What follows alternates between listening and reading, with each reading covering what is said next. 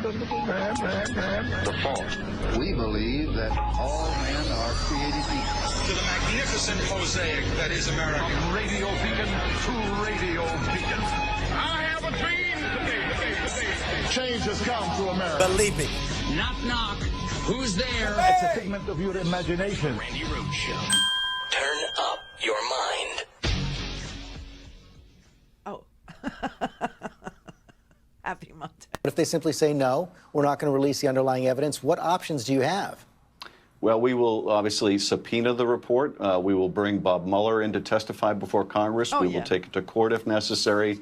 And in the end, I think the department understands they're going to have to make this public. I think Barr will ultimately understand that as well. Are you prepared to take the administration to court? Absolutely. We are going to get to the bottom of this. We are going to share this information with the public. And if the president is serious about all of his claims of exoneration, then he should welcome the publication of this report. Everything about this has become political.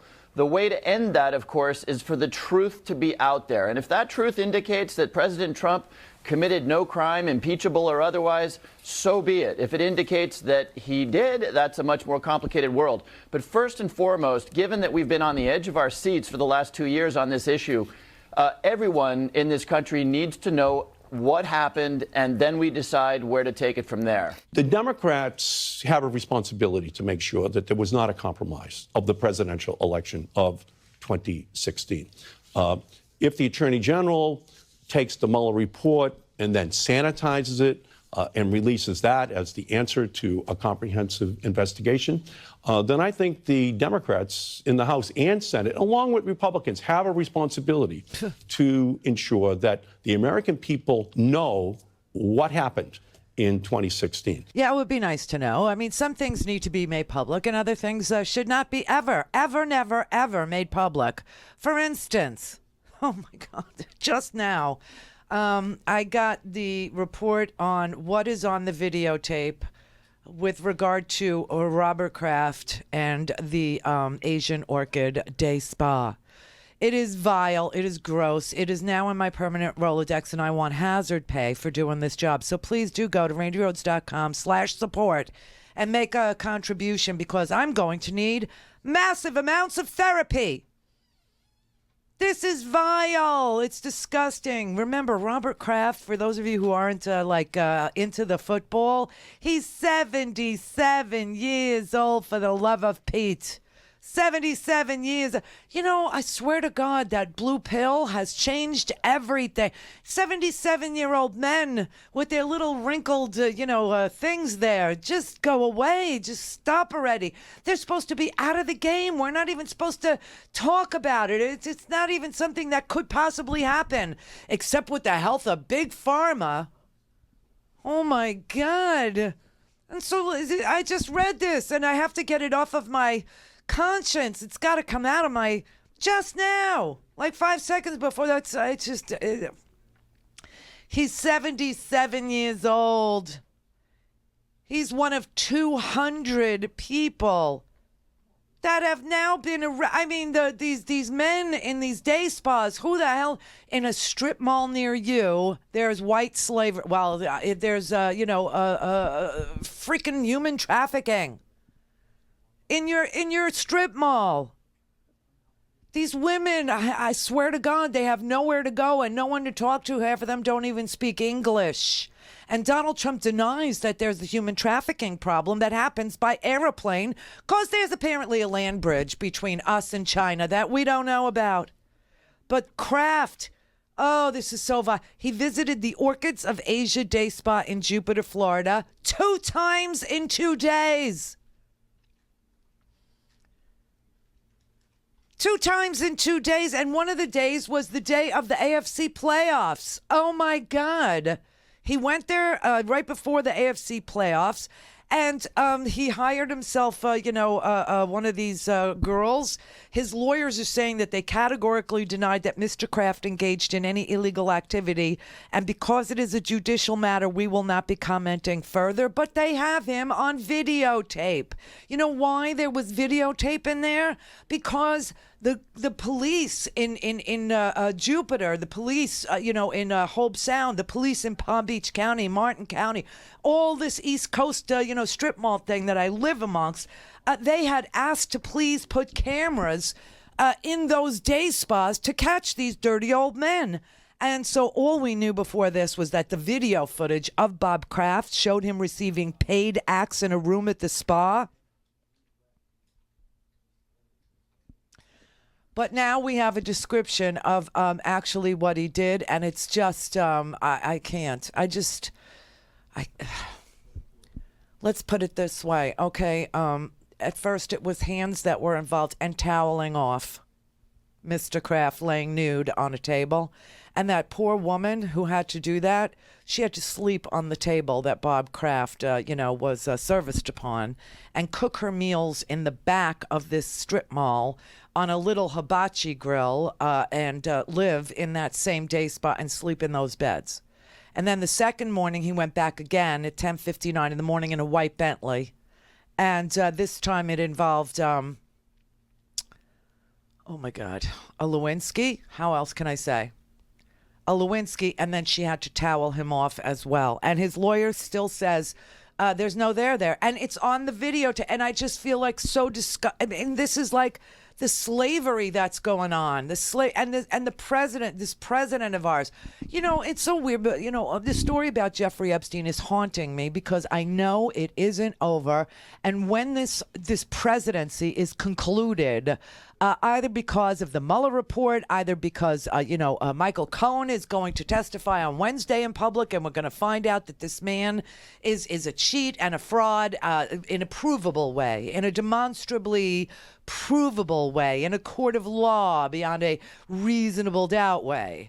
After he testifies on Wednesday, we're going to find out that he's also some sort of a disgusting pedophile, and that he's also some guy who imported women from various Eastern Bloc countries to work for the Trump modeling agency at the tender age of 14 and 15.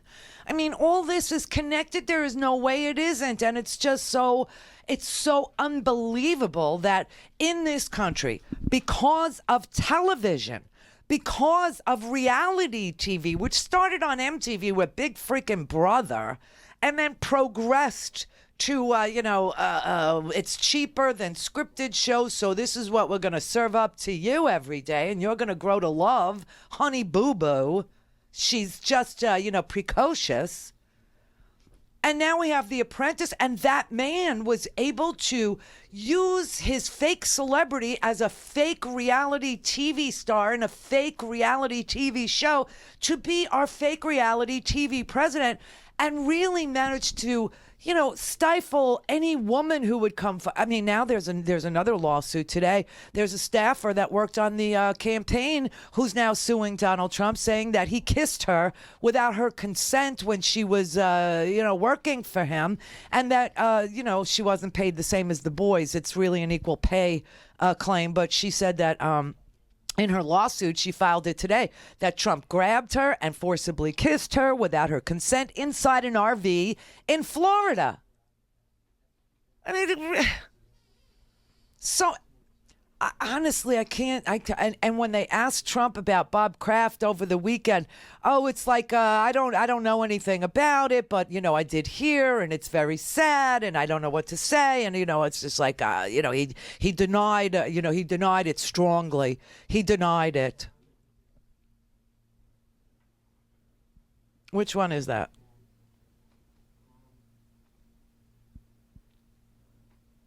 I don't. Oh, there it is, 20. I really don't know too much about it. I know he's done a great job as labor secretary, and that seems like a long time ago, but I know he's been a fantastic labor secretary. That's all I can really tell you about it. That's all I know about it. What about the charges against Bob Kraft? He's a friend of yours. Well, it's very sad. I was very surprised to see it. He's proclaimed his innocence totally, but I'm very surprised to see it. He's proclaimed his innocence totally. He's on freaking videotape getting whacked off, okay? The first one was a happy ending, and the second one was a Lewinsky, and then the poor girl has to wipe him dry, and then he goes back into his Bentley after he pays her. And this girl, these people, this sting operation was vast. It's been going on since July here in Florida, and there's like 10 different spas, and these girls, like before they could, actually do anything to help them, they would be moved from one spa to the other, and the police couldn't even help them. And at first, they were going to arrest these women. The women were the ones that were going to get arrested as prostitutes, and not the men who procured them, or the women in the day spas that made them stay there at night, and that would go wrangle them and bring them and move them around from spa to spa.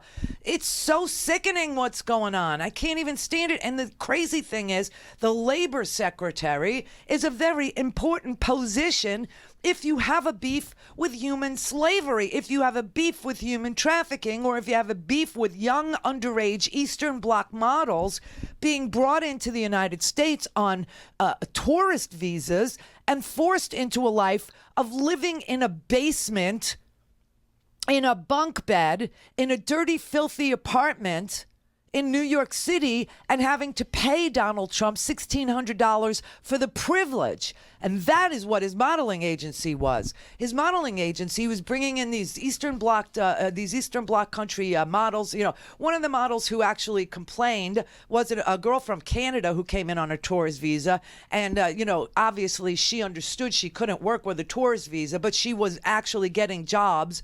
And then realized that after 3 years of working for Donald Trump, she had only managed to take for herself $8,000 after 3 years of modeling jobs, because Donald Trump was charging her $1,600 a month to live in this filthy, filthy basement in a bunk bed situation where, there were 11 girls crammed into this basement, and each girl was being charged, and they had nobody to complain to because their visas weren't allowing them to work, and yet they were working. Okay? And so they really couldn't complain, because they knew if they did, they would be deported, or if they knew that if they asked too many questions, they wouldn't get bookings, they wouldn't get jobs. And one of these this girl from Canada actually told Mother Jones magazine that she tried to get the bunk bed nearest the window because it was blazing hot in there. It was a sweltering New York summer when she arrived. And then one morning, all of a sudden, she felt like she was getting wet, and she realized that some person on the street, some homeless guy, was peeing into the grate, and it was that window, and she got peed on. And when she complained about it, they said, you owe $1,600, you better pay. Donald Trump literally had all these charges, monetary fees for these women. He would charge them for their headshots and their portfolios, and he would charge them rent to live in a basement. And so this girl from Canada said that she had to learn to write in Russian, "Please clean up after yourself," in the bathroom, because the girls were so young that they didn't even know how to pick up after themselves. And this Acosta guy is our labor secretary. He's the one that gave Jeffrey Epstein the sweetheart deal, where Jeffrey Epstein, obviously, you're talking 80 identified 14, 13-year-old girls were raped by him. Donald Trump, lives literally a mile away from that. Now, I don't know Jeffrey Epstein. I don't know Jeffrey. But in New York Magazine in 2002, he said he knows Jeffrey Epstein. He's a great guy. He vouched for Jeffrey Epstein, saying he loves beautiful women as much as I do. He likes them younger than I do. And then we find out that Donald Trump's modeling agency was importing 14-year-old girls, 15-year-old girls, illegally on tourist visas, telling them how to lie when they were coming through border and customs, to say that they were only here looking for agents, they weren't here working. What is it that's going to bring this man down? If it's not this, if it's not Mueller, if it's not Russians, and if it's not rigging an election and his son hunting for dirt on Hillary Clinton and Seychelles backroom meetings and Arabs and Saudi Arabians and the Saudis killing journalists and Trump and Jared vouching for them. Couldn't it possibly be this molestation? Couldn't it be? All things Randi at RandiRhodes.com. Go for launch. Speaking truth to power, the Randi Rhodes Show. Well, he was very politically connected. Some of his closest friends were world leaders, ex-presidents, royalty, actors, actresses, people in philanthropy and business. He used those connections as well as his financial means to hire some of the best attorneys in the country. Alan Dershowitz, Kenneth Starr, Roy Black among them, and they put all the pressure to bear on prosecutors, first the state prosecutor and then the federal prosecutor, Alex Acosta, who is now the Secretary of Labor, to make to just make this case really go away. They felt that this was something they needed to keep out of the media. They wanted to keep it away from his victims, exactly what they were doing, because they feared that had the victims found out, then they would have objected publicly, and then the whole deal could have fallen through. It is so vile. It is so disgusting what's going on. And, these are some of the most vulnerable girls that we had in our community. These were kids from foster care. These were kids from, one of them was the towel girl at Mar-a-Lago. I'm shocked. I tell you, I'm shocked. And now you have the sex trafficking with foreign girls coming here from being brought into this country from China with their passports being taken from them, which is really the typical MO of human sex traffickers. They take these girls from some of the poorest places on the planet. They bring them into our country. They take their passports as soon as they land, and they tell them that they have to work. They have to work and pay back the pimps, the traffickers, for bringing them here, and that they can't leave until they work off their debt. And their debt has to be worked off on the penis of a 77-year-old, disgusting, wrinkly, creepy old guy who comes there, every morning that he's here in Florida in his freaking Bentley. And meanwhile, you're outside, you're out back cooking your food on the back steps of a strip mall and sleeping on the same bed that you just serviced this wrinkly, pruny, disgusting old, dirty old man. I mean, it's just so disgusting. What in the world is going to actually make people say, I can't support this anymore? I can't support this man. I can't support this administration. I can't support any of the things that he's been involved in. Why are all his friends pedophiles? And meanwhile, we're sitting here listening to these crazy mofos on these crazy talk shows talk about Pizzagate. Made up stuff that isn't real, to the point where a North Carolina man is so moved to do something for the poor little girls that he drives himself to North Carolina to shoot up a pizza parlor and a ping pong palace because he thinks Hillary Clinton is the one that's doing these things. And the truth is that this stuff is happening in strip malls near you, obviously near me, at Mar-a-Lago. It's happening with his modeling agency. It's happening in apartments in New York City. You got girls living in the basement. I mean, it is just so unbelievable. And in the meantime, everybody's shocked, I tell you, that he's a liar, that he's trying to do business with Russia, and that he didn't think he would win the presidency, but he did think that if he flattered Vladimir Putin, he'd get his Trump Tower Moscow. Or that maybe there's a tape of him doing something like, R. Kelly-ish. He believed he could fly. He was wrong. 52 years old, and he's just now, R. Kelly, $1 million bond, and he can't make bail, which is what, 10% of that's $100,000. He doesn't have $100,000 after all these years. How sad is this? But, this week, let me tell you, is going to be wild. This is going to be the weirdest, wildest, craziest week. And all of this about human trafficking and vulnerable women and young girls and all of this about Jeffrey Epstein and Donald Trump and maybe, I know Bill Clinton has been on Jeffrey Epstein's plane I don't know, all this about, why people are willing to defend predators like Jeffrey Epstein for a buck. And that would, that's the best, sunniest, view you could take of this. And why all those lawyers came from Kirkland and Ellis. And why Acosta came from Kirkland and Ellis. And he's our labor secretary, who, by the way, is in charge of things like girls coming here on tourist visas but working. Okay, the Labor Department is in charge of enforcing those rules having to do with work visas versus tourist visas. And the man, Acosta, who gave a sweetheart deal to Jeffrey Epstein, lied to the girls and tried to hide the fact that a plea deal was being entered into and not notifying them, violating their rights under the Victims' Rights Act, and just throwing this sweeping this under the rug. And now he's the labor secretary in charge of policing this area of law where people are coming here on tourist visas, but they're being put to work and charged for their bunk bed in a dirty basement in the East Village by Donald Trump. How is anybody going to ever hold this man accountable? So Acosta came from Kirkland and Ellis. The prosecutor came from Kirkland and Ellis. The defense attorney, Jay Lefkowitz, came from Kirkland and Ellis.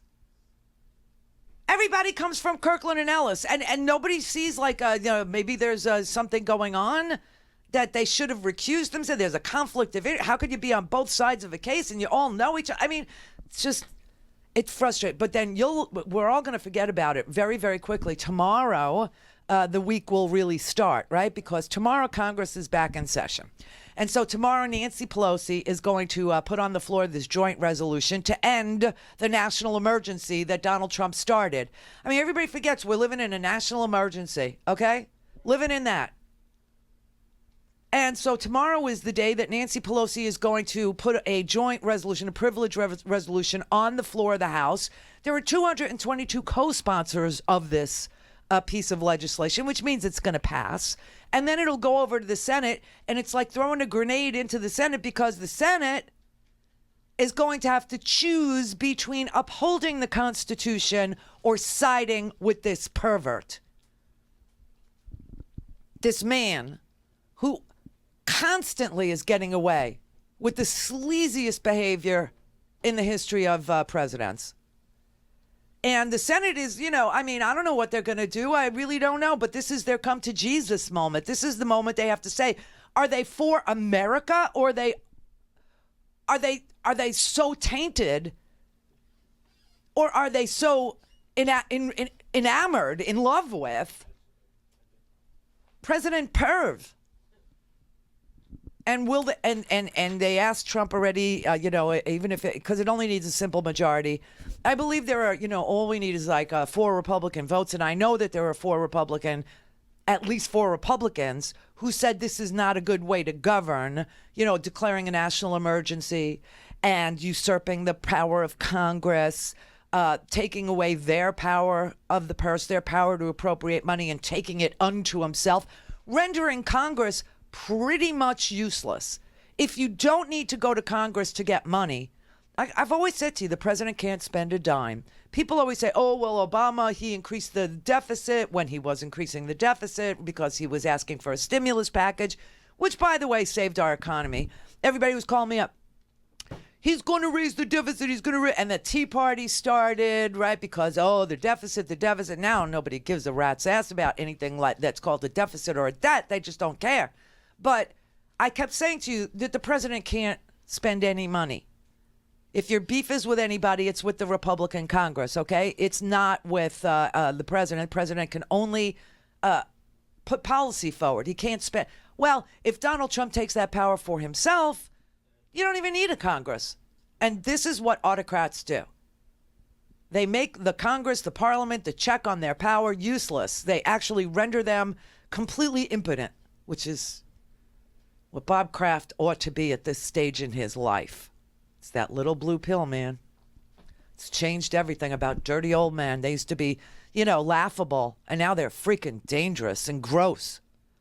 But, so tomorrow she's going to put on the floor the joint resolution. It's going to pass.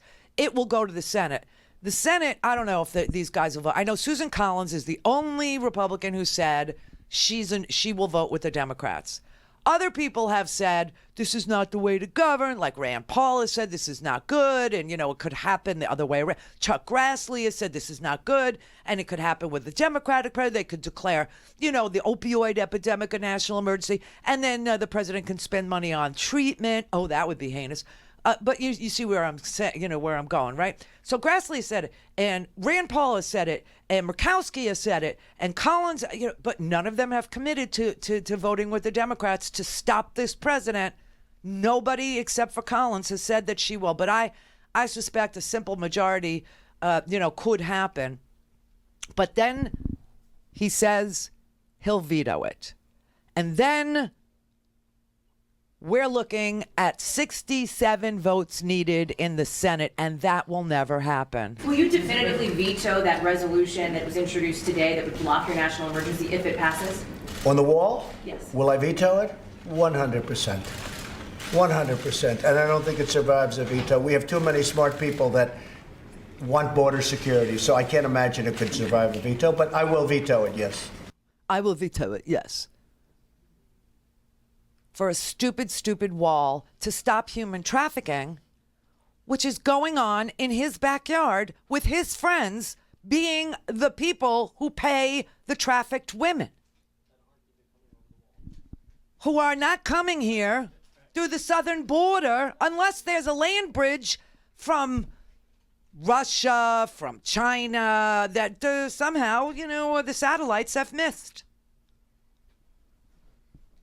I looked on Google Earth. I didn't see any stinking land bridge from Florida to Beijing. It's a tunnel beneath the ocean. Yeah, where Ariel lives. I mean, honest to God, this is so strange and sick and so twisted and so ugly.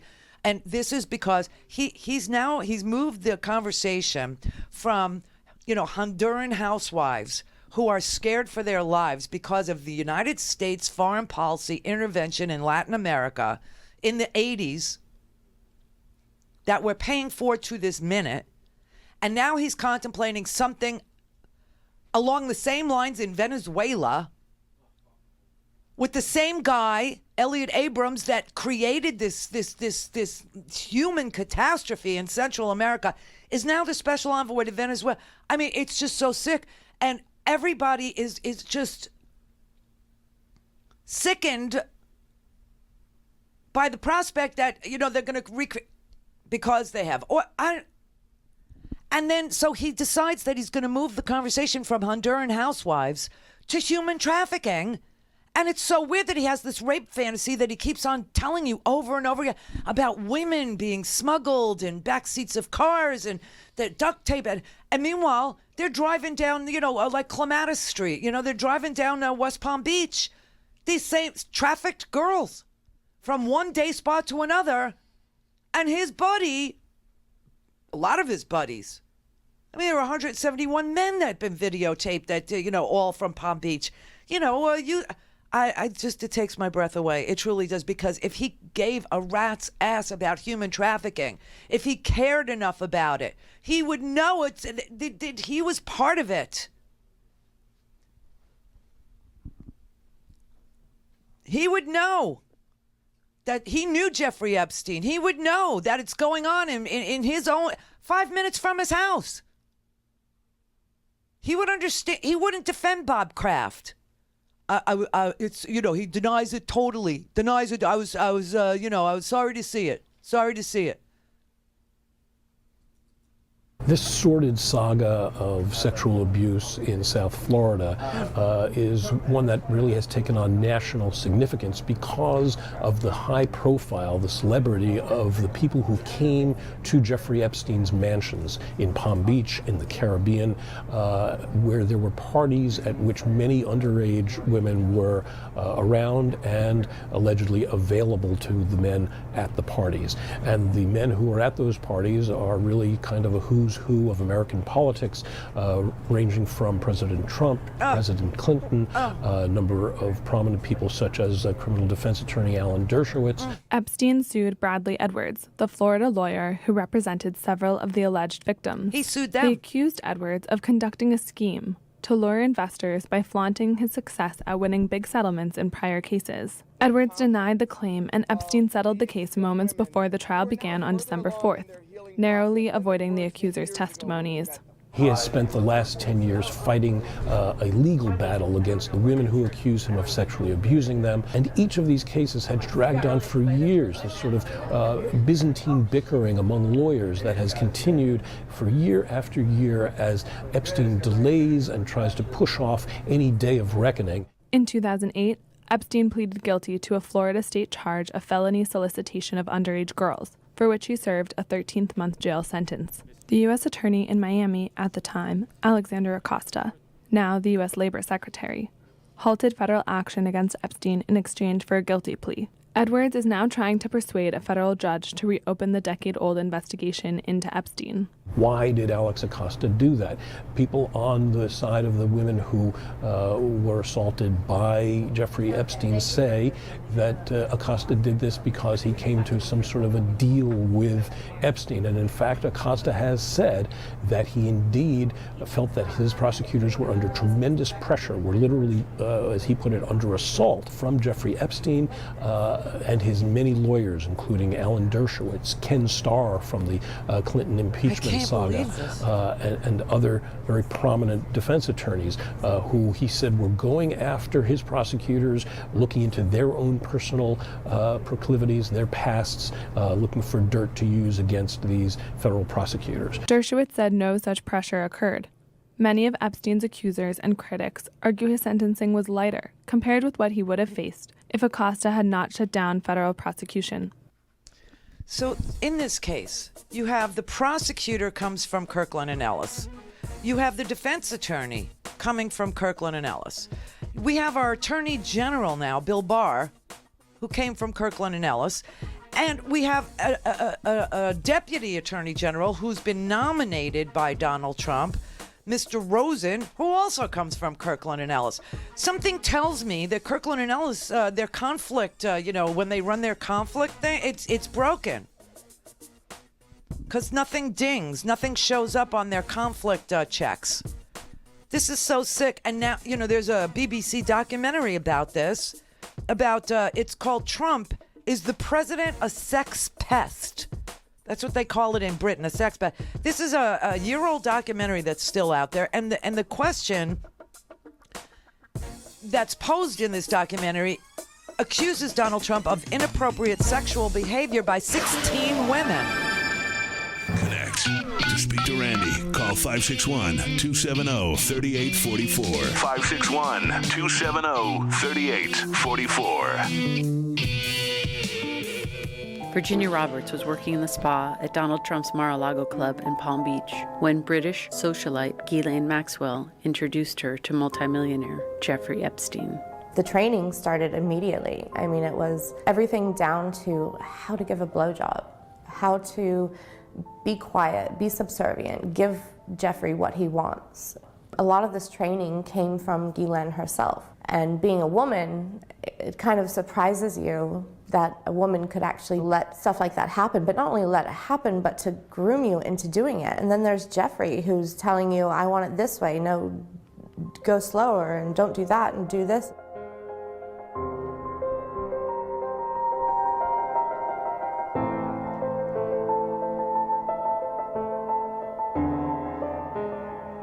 You're just thrown into a world that you don't understand, and you don't know how to, you're screaming on the inside and you don't know how to let it come out. And you just become this numb figure who refuses to feel and refuses to speak and refuses, all you do is obey. That's it. And eventually it led to, well, now we're gonna experiment and we're gonna try you with another guy and see how you go. So they sent me to an island with a professor, and I basically had to do what I did for Jeffrey for him. So it's very private. It's the perfect world for a billionaire getting away with what he was doing. He could hold big parties there and have huge orgies there, and nobody would have any idea what was going on because it was so quiet and so protected. And it started with one, and then it trickled into two, and then so on and so forth. And you know, before you know it, I'm being lent out to politicians and to academics and to people royalty. Roberts claimed in an affidavit the two of the men that Epstein lent her out to were attorney Alan Dershowitz and Prince Andrew, the Duke of York. Dershowitz and Prince Andrew have both denied any involvement with Roberts. A judge later struck Roberts' affidavit from the court record, but the ruling did not address the veracity of her allegations. Dershowitz said he was nonetheless vindicated. Logs from Epstein's private jet, nicknamed the Lolita Express, show a host of high-powered politicians, academics, and celebrities. It's called Lolita Express for a reason. That was a vessel for him to be able to abuse girls and get away with it without anybody being alarmed or any alarm bells going off. It was all the same no matter where you went. All Jeffrey cared about was, go find me more girls. To me, still to this day, it is my biggest shame that I carry around that I will never get rid of. And I'm really, really sad that I brought other girls my age and even younger into a world that they should have never been introduced to. It is the saddest thing I have ever heard. The story, and the more that the story gets national attention, the more outraged I become, because this was a story that was a series in the Miami Herald written by a reporter named Julie K. Brown, who was just interested in human trafficking, sex trafficking specifically, and it led her into this world of Palm Beach billionaires. It led her into this world of politicians and professors and high-powered law firms defending these billionaires, defending these powerful men, and calling these young girls liars and private detectives, you know, scouting around in their histories to say, oh, well, this girl smokes pot, therefore you can't believe what she says, and defaming them. Literally defaming the girls, and some of the cases are now defamation cases, as in the case of this one girl, Virginia Roberts, who is married now. But the idea that some of the excuses that were made for Acosta giving this sweetheart deal to this serial predator and his friends was that the cases were very weak, and these girls, there was no evidence that these girls were moved over state lines so that it would be a federal case and not a state case, and that they were never taken out of the country or anything like that. It's bogus, and it's untrue. At age 19, Roberts said that she was sent to Thailand to take a massage course and to pick up a girl for Epstein. Instead, she fell in love and moved to Australia, where she and her husband lived with their 3 children. I escaped. I called Jeffrey to let him know that I was not coming back and I was not bringing the little Thai girl back. And he said, you know what, have a nice life, and hung up the phone. The little Thai girl. And that was it. And I thought, I'm off the hook, I'm off the chain, I can go, I can live free. 2007, I was pregnant with my middle son. And I get a phone call from Ghislaine one day in Australia. I'm in Australia. I was like, how the hell did she just find me? Like, I've been out of their life for so long. What's going on? She's like, have you talked to anybody? Have you told anybody what's happened? Like, you know, have you reported us or anything? And I said, no. I haven't spoken to anybody. Okay, good. You stay like that. You stay quiet. The next day, Jeffrey calls me with his lawyer on the phone, and he asks me the same questions. Have you talked to anybody? Are you going to report me? Are you going to talk to anybody? And I'm like, where is this all coming from? Like, what is going on? The next day, I get another phone call. And this time, it's from an FBI agent. Like, hi, I'm blah, blah, blah from the FBI. Have you given Jeffrey Epstein a blowjob? Did you have a shower with Jeffrey Epstein? Did you ever bring any girls over for Jeffrey Epstein? I'm like, I don't even know who you are. I mean, unless you can come over here and show me some official documentation that says that you're with the FBI, I am not saying a word to you. And about 6 months later, I get a knock at the door, and it's the Australian Federal Police. It was like a 12-page document about Jeffrey Epstein and what he had done, and how, you know, I was a victim, and they've identified me as one. It takes a long time to start the healing process. I mean, I will never heal. There are pieces from me that can never be put back together. It takes so long to get to a point where you're able just to speak about it. I mean, it took me having a daughter and looking at this beautiful, young, innocent baby to say, I want to speak out about it now. You know, if we can make that point across, that doesn't matter how rich you are, it doesn't matter how powerful you are, there are girls out there that will speak up, and I don't care if it's 10 years later or 15 years later, whenever you're ready to do it, you do it, you know, and you protect the ones that are younger than us. You protect the ones that we didn't protect before. These guys will get it in the end, because us girls are not going to sit here and just let this keep happening. I hope that that's true. I hope her hopefulness, I hope her optimism that justice will one day be done is something that happens. It's just so unbelievable. So this is the woman who claims in a lawsuit that she was lured into sex trafficking by Jeffrey Epstein, and that this happened when she was working at Mar-a-Lago, and that she was a towel girl, and that Jeffrey Epstein was a regular at Mar-a-Lago. Now, of course, you know, in 2002, Donald Trump vouched for Jeffrey Epstein. Oh, he's a great guy.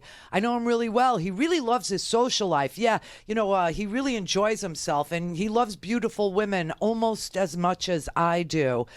He likes young girls. You know, this is what Donald Trump said in 2002 to New York Magazine.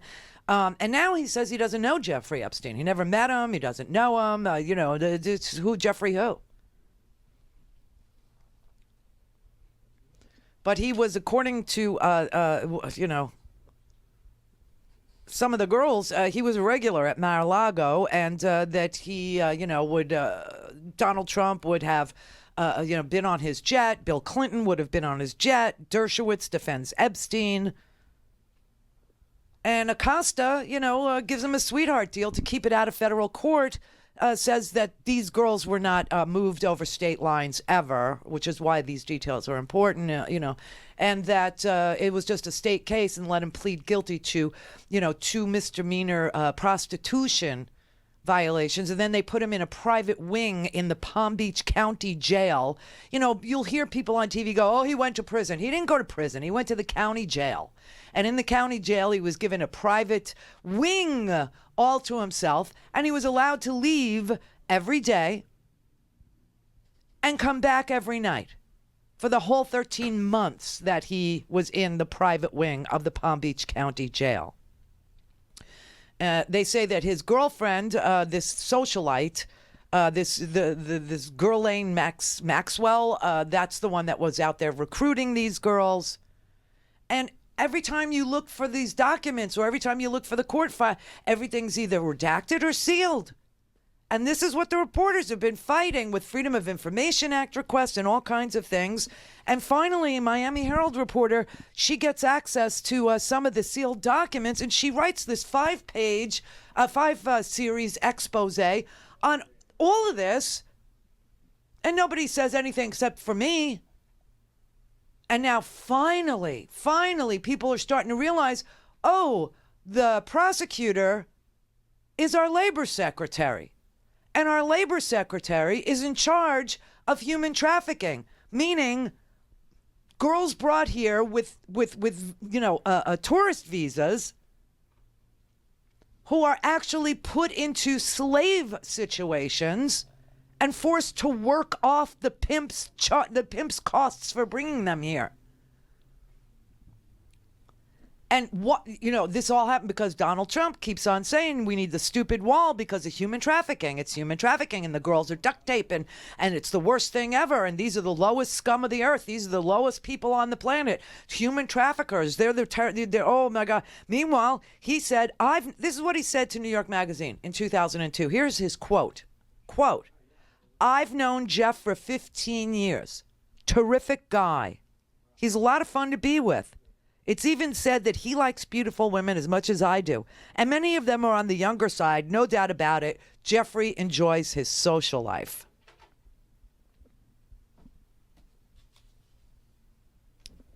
Now Trump denies even knowing him. one of the girls, I'm sure some of you who are familiar with this story, know that one of the girls filed a lawsuit. It's Jane Doe versus Trump. I have it right here. It's unbelievably vile. She withdrew this lawsuit because she said she feared for her life. Now, I just want you to know that a lot of the women who are trafficked in other circumstances, like the girls from China into this day spa situation, they're scared for not their lives as much as the lives of their families back home. They don't go to the police. They can't go to the police because A, a lot of them don't speak English and don't have any idea how the system here works. And B, they're threatened by their pimps that if they do say anything, they know where their little sister is, or they know where their mother is, or they know where their little, brother is, and they will kill them. And the same kinds of threats that Donald Trump makes about, Michael Cohen's father-in-law. Oh, you should look at his family. You should go after his family. His father is, his father's the one that broke all these laws.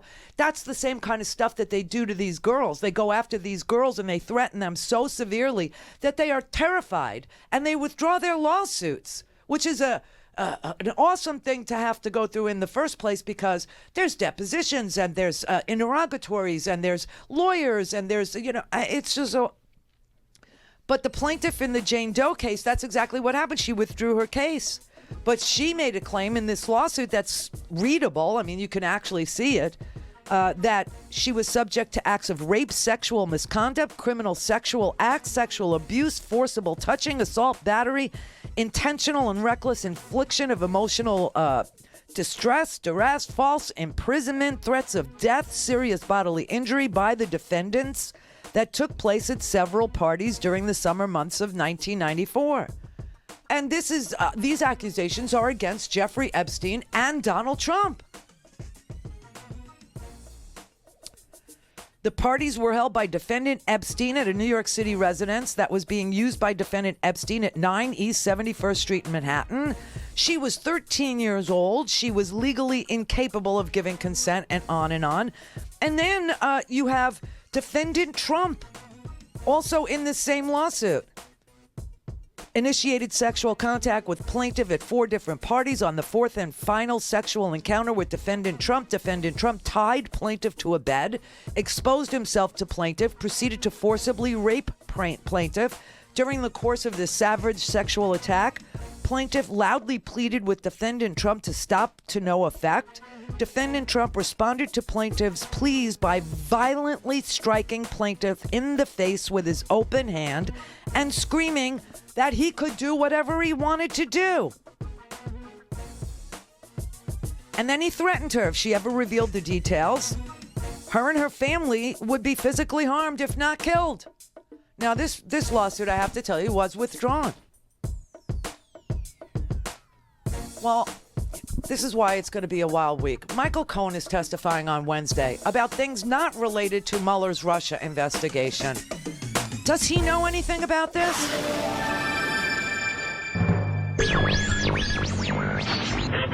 Mary had a little man. The fault. We believe that all men are created equal. To the magnificent mosaic that is America. From radio beacon to radio beacon. I have a dream today. Change has come to America. Believe me. Knock, knock.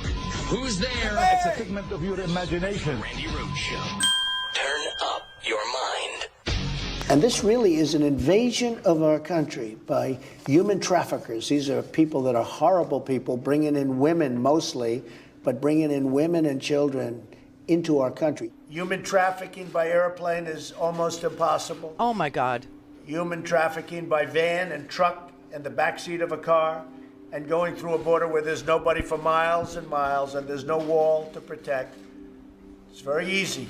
They make a right, then they make a left, they come into our country, and they sell people. Human traffickers and sex traffickers take advantage of the wide open areas between our ports of entry to smuggle thousands of young girls and women into the United States and to sell them into prostitution and modern-day slavery. You know what's really creepy is Nancy knows. Nancy knows. Everybody, knows who wants to know that Donald Trump ran a modeling agency, that there were underage girls, that they were living in a basement in the East Village, that they were living in bunk beds. He was charging them $1,600 a month to live in a freaking bunk bed. And then whenever they would go out to work on their tourist visa, which the labor secretary is supposed to enforce, that, if you're here on a tourist visa, you're not allowed to work. But Donald Trump was literally charging them for their bed, in the bunk bed, in the basement of this decrepit building in Manhattan. He was charging them for hair and makeup and dance lessons and posing and portfolios, to the point where they would work here and get absolutely nothing for themselves. It was a slave situation.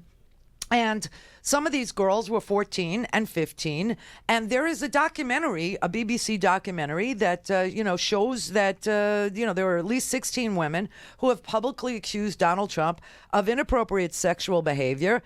There are new accusers, people you've never heard of before. Barbara Piling, she said Trump made advances towards her when she was 17. She even says that Trump asked her how old she was, and she said 17.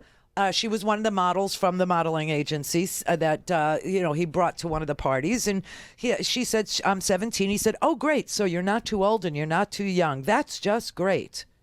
She said she felt like she was in the presence of a shark, getting ready to roll his eyes back in his head and bite me. She said he was predatory towards other attendees and described a moment where he touched a waitress inappropriately when she brought him a drink. She said there was lots of cocaine around.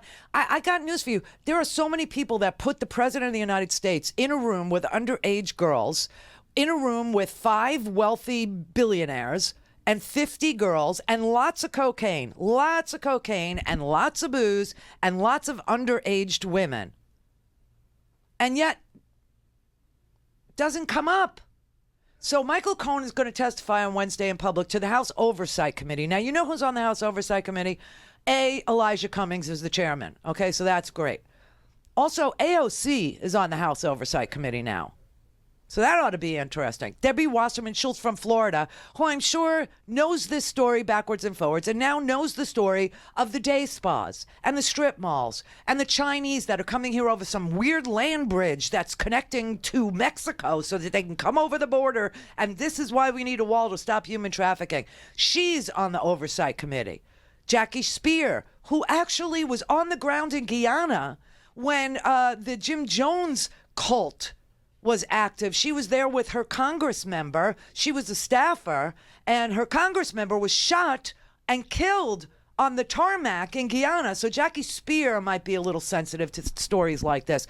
But I just pray to God that they ask Michael Cohen about this modeling agency that he had. And they ask Michael Cohen about his relationship with Jeffrey Epstein. And they ask him about his relationship with Alan Dershowitz and why Alan Dershowitz is on the TV all the time defending Donald Trump's obstruction of justice. It's just such a small group of swamp creatures, isn't it? And this is the swampiest of the swampy. So I just hope that somebody has the temerity to go down that road, because you understand, Michael Cohen will have to testify about the payments he made to Stormy Daniels and to Karen McDougal. Again, Donald Trump denies having sex with Stormy Daniels. He just paid her because he didn't have sex with her. That's his story. He's sticking to it. And Michael Cohen had to plead guilty to making those payments as directed by Donald Trump. So you got to wonder, what else does he cover up with regard to his sexual peccadillos? I mean, at least these two were of age. At least these two were consenting. But what about the ones who weren't or aren't? Is it still going on? What does Michael Cohen know? How many women have filed cases against Donald Trump? And what actions has he ever taken to, depress their quest for justice? Justice. Has he paid them? Has he, talked to their parents? I mean, what has he? I am so curious now. I do realize that they want Michael Cohen to testify about Trump's business is They want Trump to testify about some insurance scam I heard on Friday, insurance claims that the company, Trump organization, had filed over the years, where they said $17 million in damages when there were no damages to any property, and then they just pocketed the insurance money. Okay, that's all well and good, and that's, criminal, and that's fraud, and I get that. But this is ongoing, and these cases are still in play. And what does Michael Cohen, his fixer, know about this? Now, I just hope to God that AOC or one of her staff members, or Jackie Spear or one of her staff members, or I know that, Debbie Wasserman Schultz, her staff members, there's a lot of people that listen. There's a lot of people that hear what I'm saying. There's a lot of people that read my Twitter feed, and that they all say, you know what? Let's ask. Please ask. Just ask. Just ask the questions. Because this president obviously has a human trafficking rape fantasy thing going on in his head. And something tells me that it's because he's done it. Something tells me that everything that he bitches about are things that he's done. This whole Pizzagate thing about running pedophile rings did not come out of whole cloth. It wasn't just a whole bunch of right-wing lunatics sitting around. No, this was Chernovich. This was Alex Jones. This was Roger Stone. This was Jerome Corsi feeding that beast. And something tells me they fed it with just enough truth about somebody else and pinned it on Hillary. Something really insanely ugly is going on. And like I said, Michael Cohen is not, he's going to testify privately. I think he's doing it today. He's testifying privately to the House Intelligence Committee. And then he's testifying privately on Thursday to the Senate Intelligence Committee. But on Wednesday, he's testifying publicly to the House Oversight Committee. And I can't think of a better topic to have oversight over than his human trafficking rape fantasy that he has. Now, Ken Delanian, says that there's some sort of clue from Lanny Davis, I believe, is who he credited with this, that when Michael Cohen testifies, it's going to be bone-chilling. Before the House and Senate Intelligence Committees, he's expected to address, first of all, his lies to those committees on the timing of the Trump Tower Moscow deal, the fact that it was going on much longer than he admitted in public and much longer than Donald Trump ever acknowledged. And just to back up on that, I mean, this is a really important point because Michael Cohen in the plea documents exposed the fact that Donald Trump had lied during the campaign when he said he had no contacts, no dealings with Russia, because there was a meeting that Michael Cohen had with Donald Trump where they discussed approaching Vladimir Putin's government about the Trump Tower Moscow deal. So you can expect that he will clear all that up with the House and the Senate behind closed doors. But in public on Wednesday, we could have an absolutely dramatic and riveting performance by Michael Cohen, because while he's not allowed to talk about the Russia investigation when he appears before the House Oversight Committee on Wednesday, he is going to talk about those hush money payments to women. Right. And then there's an interesting list that House Oversight put out. The president's compliance with financial disclosure requirements, the president's compliance with campaign finance laws, the president's compliance with tax laws, potential and actual conflicts of interest, the president's business practices, Trump International Hotel in Washington, D.C. And I'm told that Cohen has been prepping for this for a long time, and he knows that he's got credibility issues, so he's coming with documents. And he's got very detailed, sordid, and what Lanny Davis has described as chilling stories about how the president conducts himself behind closed doors. I think we shouldn't underestimate how powerful seeing a Trump insider who's been with Donald Trump for more than 10 years telling these stories before the glare of the television lights. We shouldn't underestimate how powerful that will be. No, I have high hopes for the Oversight Committee. I have high hopes for now, Jim Jordan's on the Oversight Committee, too, so you could just skip that part because he's just going to defend. He's a freedom cracker, and this president can do no wrong because he's sufficiently racist enough for Jim Jordan. But did you hear what Ken Delanian just said? That he's coming with documents and that he's ready to tell some sordid, chilling descriptions of the way Donald Trump behaves behind closed doors. And of course, the natural lead-in for testimony about sordid and bone-chilling behavior behind closed doors is the payments that Trump made to two women who we know he paid. That's a great lead-in, because we know that at his allocution, when Michael Cohen pled guilty to making those payments, he said he did it at the direction of Donald Trump. So what else did he do at the direction of Donald Trump that was also sordid? And why bone-chilling? You know, it's not so bone-chilling that there were two of-age women, one with the world's worst taste in men that I've ever seen a beautiful girl have. I mean, she is gorgeous. Karen McDougal she's absolutely blessed, okay, in her physical appearance. But the taste she had in men is so bizarrely questionable. She said she loved him. She was actually in love with him, and he paid her. Now, Stormy Daniels, as we know, she's a free spirit. She is a person who knows the power that she innately has as a beautiful woman. And so she chose to use her power in the way that she chose to use her power. And so that's not bone-chilling either. So what is it that's so bone-chilling? What is it that's so sordid? What is it that's going to raise the hair on the arms and necks of women across America? What is it that Michael Cohen can't testify to and that he's got documentary evidence for? Because, you know, Jim Jordan's going to say you're a liar and you've always been a liar and you never told the truth and da-da-da-da-da. And he would be right, because Michael Cohen was a liar.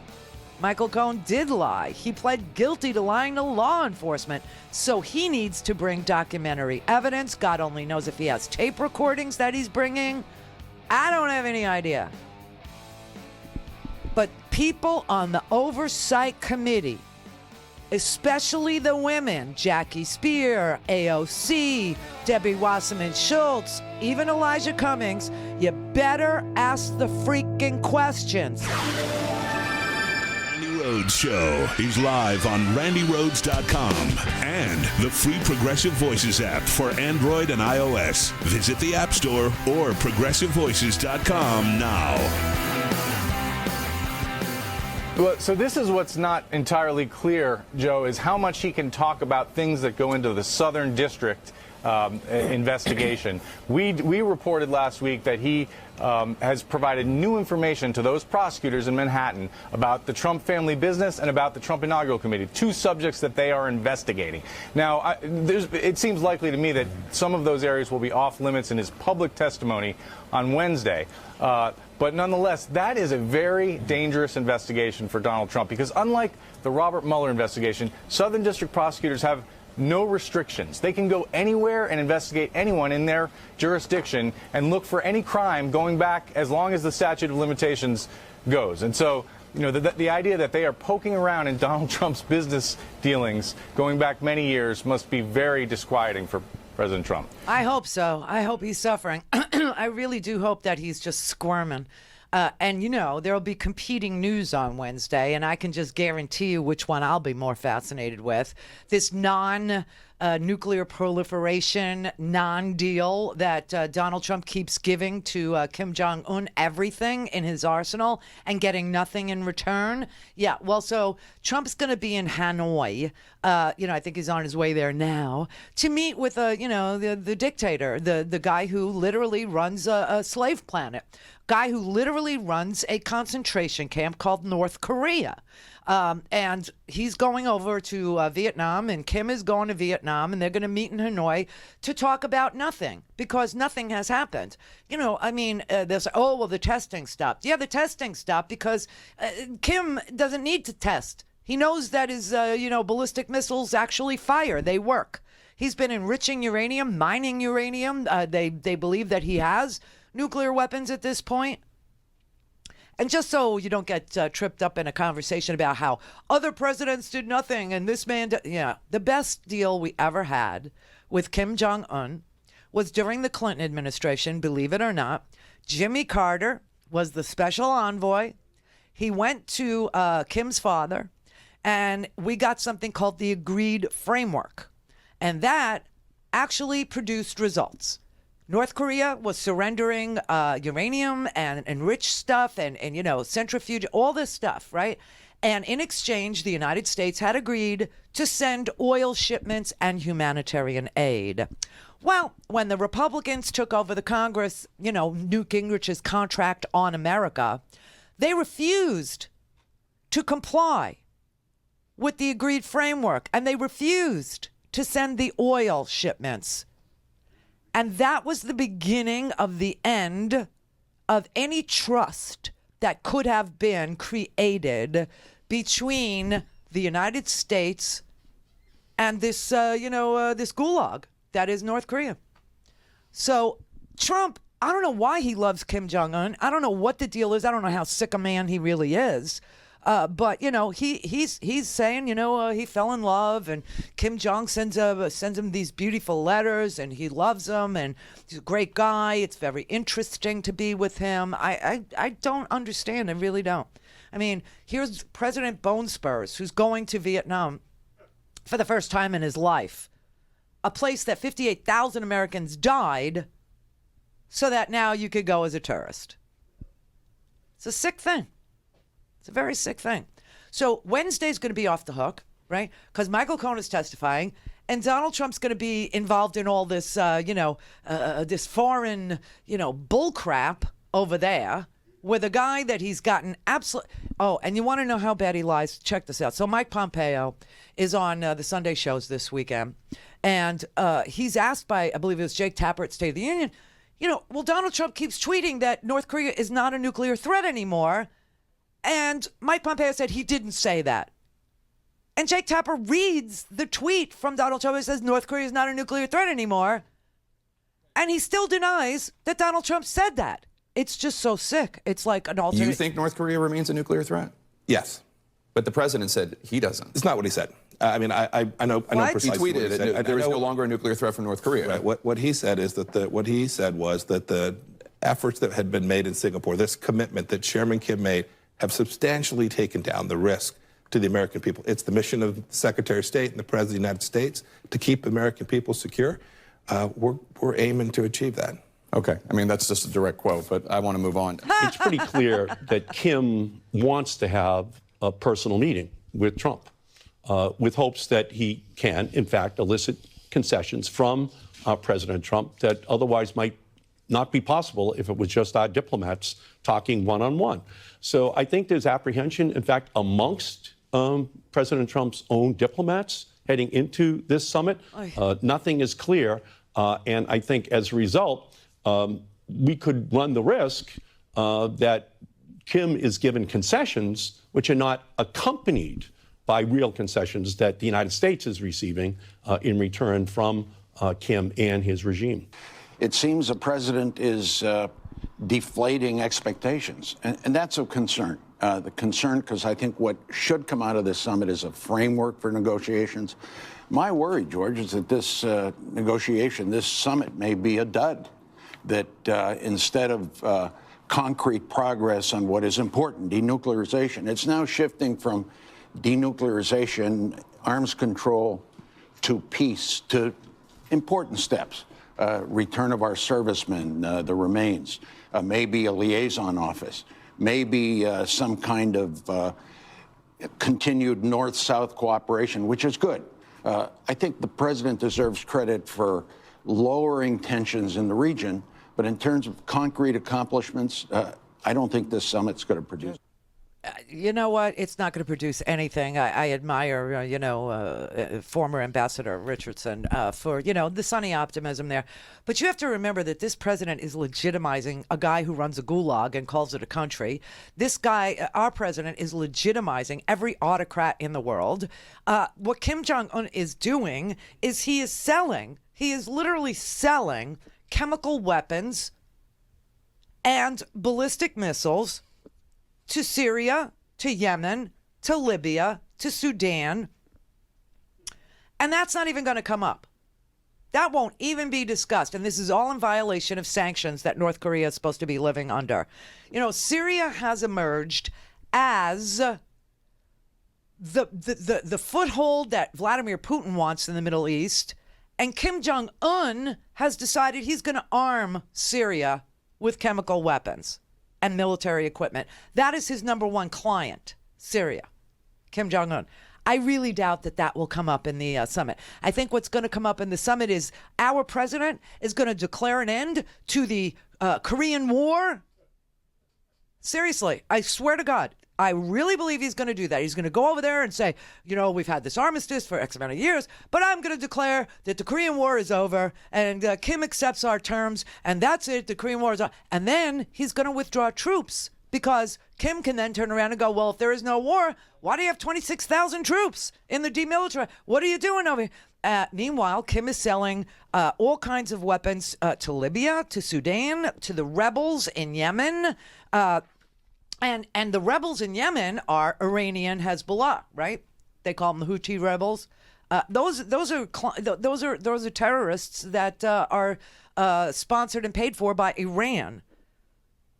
So you've got Pyongyang, their largest conduits for the sale of their military equipment in violation of sanctions being the Middle East and Africa. Chemical weapons materials, they're operating through a Syrian arms dealer. And North Korea's, this is from Foreign Policy magazine, which I'm sure you all read. North Korea's sale of missiles, conventional weapons, and chemical weapons material to Syria continues unabated. North Korea also sends weapons to Iran and assists Tehran with its missile program. Some of these weapons have been supplied to Hezbollah and the Houthi rebels in Yemen. Quote, North Korea also continues to proliferate weapons and to train government forces for several nations in Africa.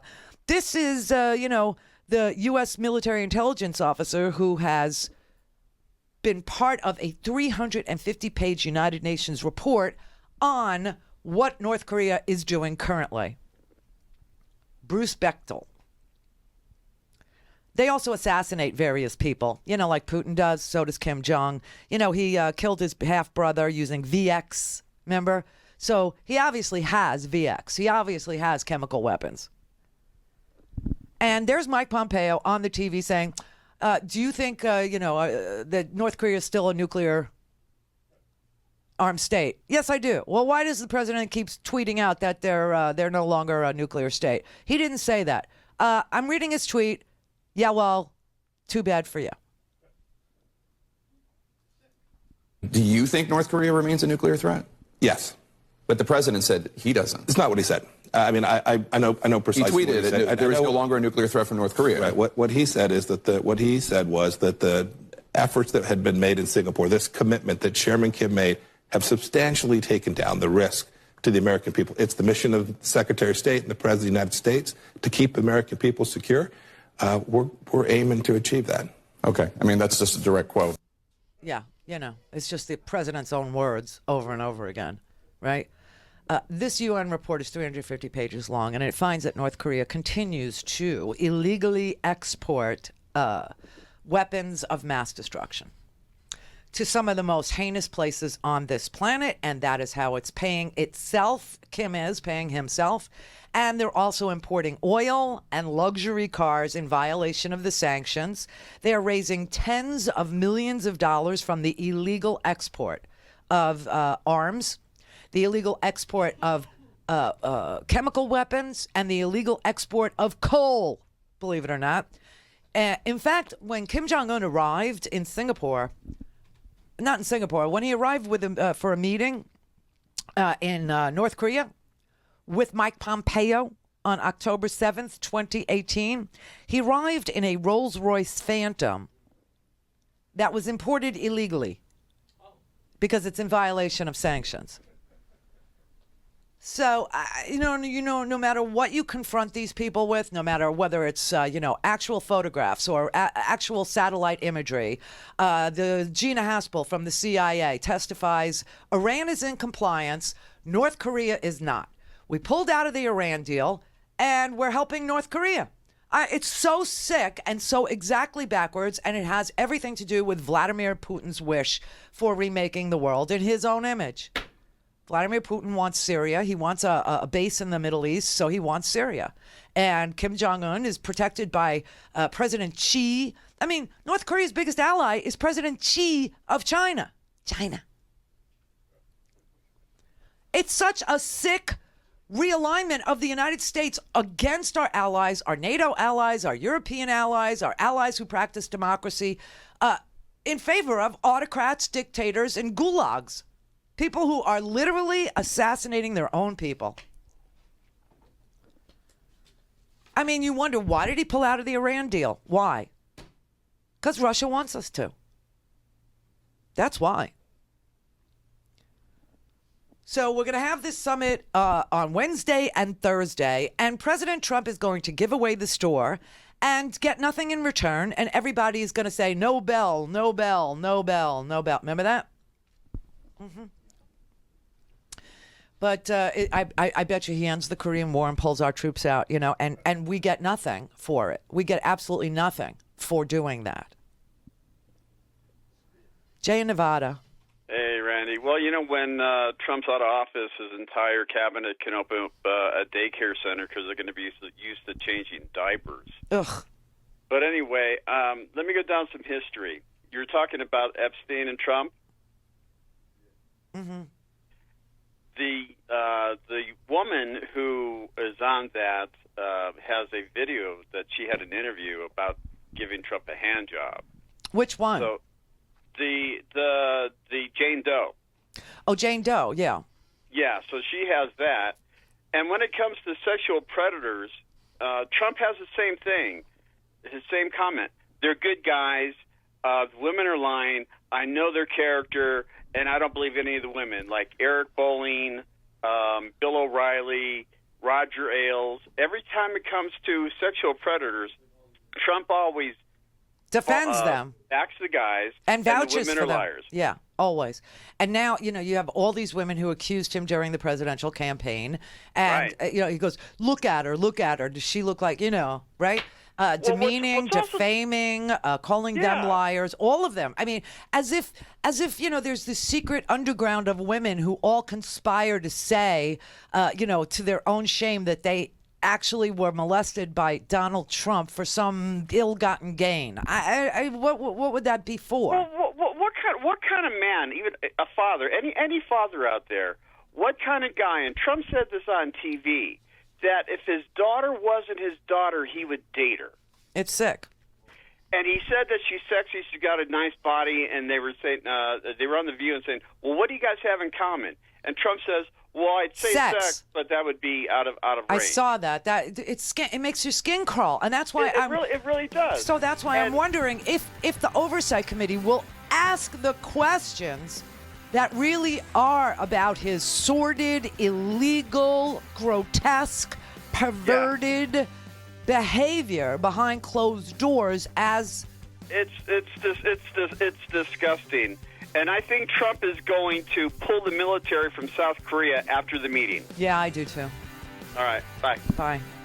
I do too. I think he's gonna, you know, the whole big thing for him is gonna be for America to cave in after all these years and say the Korean War is now, you know, over. Well, it's over, but we have an armistice agreement, and we don't need to have troops there anymore. And Kim Jong is going to invade South Korea. Crazy.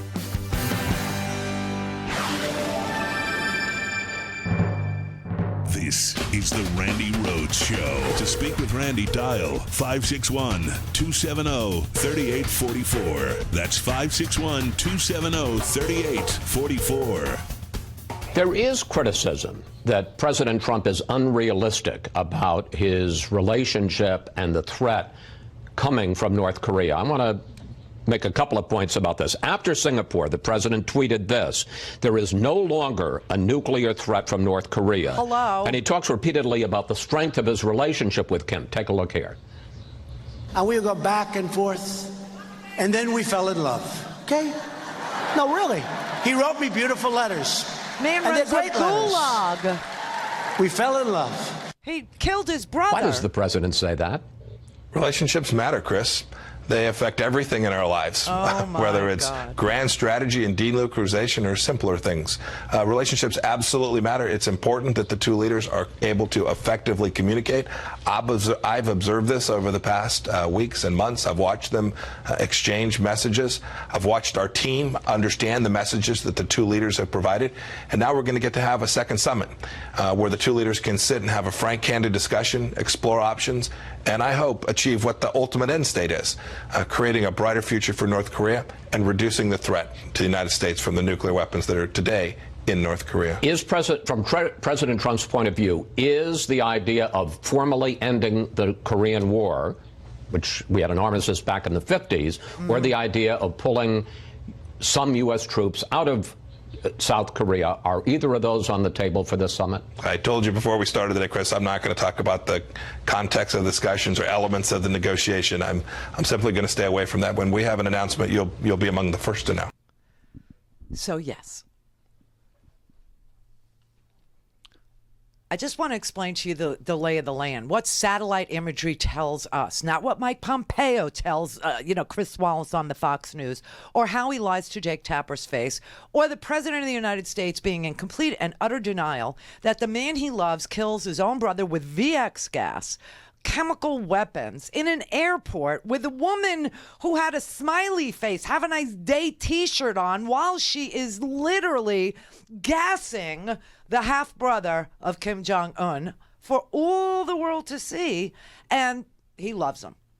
A man who runs a gulag where he's got these millions of people in freaking work camps, concentration camps, gulags, hard labor, breaking rocks all day, okay? This is the man he loves. The satellite imagery clearly shows us that there is 130 miles away from the South Korean border, Kim Jong-un's giant nuclear complex. It is active. He is still mining uranium. We know this because we have an intelligence community. Donald Trump has trashed Dan Coats. He's thinking of firing Dan Coats. Dan Coats is the director of national intelligence. And Dan Coats said when he testified about global threats, remember, we had that yearly briefing at the U.S. Senate about global threats that we get from the director of national intelligence every year. He didn't mention anything about the southern border. He didn't mention anything about human trafficking over the southern border. He didn't mention anything about duct tape in his threat analysis. He said North Korea will seek to retain its weapons of mass destruction capabilities and is unlikely to give up its nuclear weapons and production capabilities, end quote. Then he said, quote, our assessment is bolstered by our observations of some activity that is inconsistent with denuclearization. He literally called the president a freaking liar. Gina Haspel also called the president a freaking liar at that threat assessment hearing when she said that Iran was in compliance with the Iranian denuclearization deal that was hammered out over 8 years. Now North Korea is selling to Iran weapons of mass destruction, and the president loves both of them. Loves both of them. It's very sick. It's very sad. It's very dangerous. And I just think that this ridiculous little dog and pony show that he's about to have in Vietnam on the same day that Michael Cohen is testifying is going to, I don't know, it's going to, compete for your attention. And frankly, one is fake and one is real. Michael Cohen's testimony with documents, if he should bring documents or if he should bring tape recorded conversations, will be real. And Trump's whole trip, his second meeting with this freaky dictator who lives in this closed little, this little freaking sick society that his family has built over 70 years to deify his family and to show Donald Trump you can be an autocrat and you can pass it down to your children. You see, the Kim family is the only family who has ever succeeded in passing an autocracy, a communist regime from one generation to the other. They're the only ones that have ever been able to do it. And they did it through propaganda. They did it through mass marketing. They did it through deification. They did it through I alone can fix it. They did it through telling fake stories about how Kim was born on this sacred mountaintop, and every morning waking up in North Korea singing a song to the dear leader before you even brush your teeth. It's intense propaganda, intense, like you never ever imagined. Michael in Almonte. Hi, Randy. Hi, Michael. Thank you for keeping us going. I've been thinking. I was watching the Academy Awards last night, and it hit me all of a sudden because I wanted to say this before, but Trump's been using this term rat. They've been using this term rat to refer to all these different people. We all grew up in the American cinema, and we're a product of that. Our society is a product of that. And I can hear James Cagney saying, "You dirty rat, you dirty rat." And a rat is somebody that tells the truth and squeals on somebody. So when they're calling somebody a rat, they're almost giving them validation. Well, Trump operates just like, a mob boss. There's no question. Now I got to turn my back on you, right? I mean, that's who Trump is. It's what Trump does. I mean, you're a great guy as long as you're, got dirty hands and you've been jumped into his crowd and he knows that he can blackmail you and you know you can blackmail him, then everything's copacetic. But once somebody defects and somebody says, okay, I've had enough of this. I can't live like this anymore. I just want to come clean, tell the truth, point my finger and go into the witness protection program or whatever it is, then all of a sudden they're a rat. They're a piece of crap. You have to attack their family. You have to say that their family are a bunch of rats. The whole freaking family. I mean, it's just standard operating procedure for a closed family, a closed society, a closed organization. And the Trump organization is a closed organization. It's not a public company. It's a family. It's a family business, just like the Corleones was a family business. Every time I see my shrink, which is every 6 weeks or so, I tell him that I'm not going to get better until Trump is out of office. Yeah, because you have traumatic stress syndrome. We all do. Yes. I know. Well, I'm ADHD, too, and it's like... It's so much fun. Yeah, I get you. What'd you think of the awards last night? I liked them without a host. I did, too. I thought it was good. I was really surprised when the Green Book won. Everybody was. Because I think that's a step forward. I really enjoyed the show. I'm thrilled that people are pissed. People are pissed that Green Book won because they say that the real what's his name, Shirley, the man in the movie, who was the pianist, that his family was never consulted and that there's so many lies in the movie, and they were really, really upset that Green Book, was won. I'll tell you personally, I was pissed off that Spike Lee didn't. Have you seen, his movie Black Klansman? Have you seen it? I haven't had a chance. Oh yet. my God, it's so freaking great. Yeah. I love that movie. And I really thought this was Spike Lee's year. I get that he won, an award, but he should have won Best Director. I was also thrilled that Lady Gaga won one. And I knew when she won for the song, she wouldn't get actress or anything else, but I was happy for her. Yeah, well, she seems just like a bunch of love, She just strikes me as a person who is just pure mushy love, And she pushed Lady M off the top of the ivory tower. Why did they give her that terrible song to sing from Mary Poppins? That was the worst song I ever heard in my life. Yeah. In my life, even Divine Miss couldn't make that song okay. I went to school with her. You did? Yeah, and I worked her. on the sets for one of her first performances at high school. Oh, my God. I have never met. I've seen her in concert a billion times. I love her, but even she could not take that crappy song and make that song good. What was that song? I don't even understand it. Well, I Love You The More. Place Where Lost Things Go was the name of the song, and it was so painfully horrible. Scott in California. Hey, Randy, another reason that Clinton deal with North Korea fell apart, I think it was like 97, 98, was that what the original deal was struck, and that was right after Pakistan had their first successful test. Okay, so then A.Q. Khan, remember? Yeah. Who was tracking A.Q. Khan? Uh-huh. Valerie Plame. Mm-hmm. Yeah. With Brewster Jennings. So the idea that history doesn't come back, that the history's dead, this is all connected. It's all one piece. Yeah, it's Abrams is back. Abrams is back. My God. Yes. I mean, yes. but the point being, this network, this elite network, have plans for us. They want war. They need war. It's the only thing that feeds them. They can't make it any other way. Yeah, they're set. I think you're right. I think that the economy of so many countries depends on war. And it's a moneymaker. And it's proven. It's proven with this. Why would you take down an operation that was tracking illegal black market nuclear bomb material? Why would you take that down?